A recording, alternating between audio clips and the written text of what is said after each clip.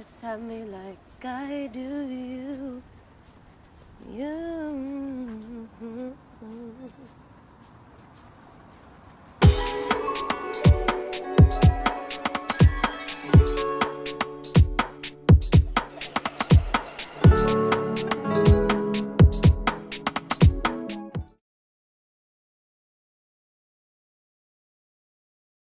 And then when I actually it sunk in and I realized what song it was, I was like, like something that I kind of fight for and push all the time is like acceptance within like class structures in Dublin, especially.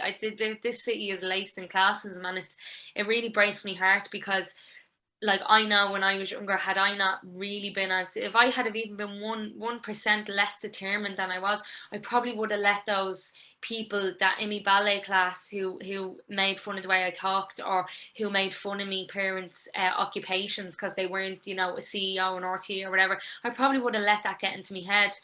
And thankfully, just I was in the right place at the right time, and I didn't. I had something else to drive me. And that's something that I push for all the time, is to break down those barriers, and not to feel like you have to change your accent. And so what if you say at it instead of after? Like that's not a bad thing. That's your dialect from where you're from, and be proud of that. Um, so long as your intention is right, none of that matters. And when I realised that the song that actually was nominated for that, up against the likes of Dermot Kennedy and some of the biggest artists that we have on radio at the minute, the song Up the Flats, like I couldn't want any other song of mine to be nominated there. And even if it was somebody else that made that song, I would have been jumping for joy at the fact that a song called Up the Flats, with the "de" spelt incorrectly, is up there. So it really, I know it sounds cheesy and all when I say this, but it really is bigger than me, And like this song, if it was like a cake, it'd be cut in the skinniest little slices and given to everyone in our community, because it's not really, without my community, I wouldn't have wrote that song, Shouting up the flats from the rooftop, shouting up the flats from the rooftop. I engraved my name on the pillar, so will you always have me like I do you. I wanna share you. To just go for it and don't fear anything. You have as much place in any arts medium as anyone else, and as long as you have belief in yourself, you can, like, especially the kids around here, you can learn a skill, you can learn to sing, you can improve your singing, you can learn to dance, you can learn to act, but you cannot learn grit, and you can't really learn that magic that a lot of the kids around here have in them. It's not to say that without it you don't get anywhere in life. That's not it at all. It just means, not to shy away from that and to actually use that to your advantage. If I was to write down or document the amount of times that I was told no, compared to the amount of times that I actually did well and achieved something, the no's way outweigh the yeses.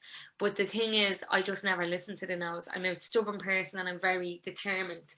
And the last thing is, like, I'm the last thing I would say is, like, I'm so proud and delighted and honored to get the opportunities that I've had, and being chosen to do interviews or talks or nominations for anything, awards or whatever.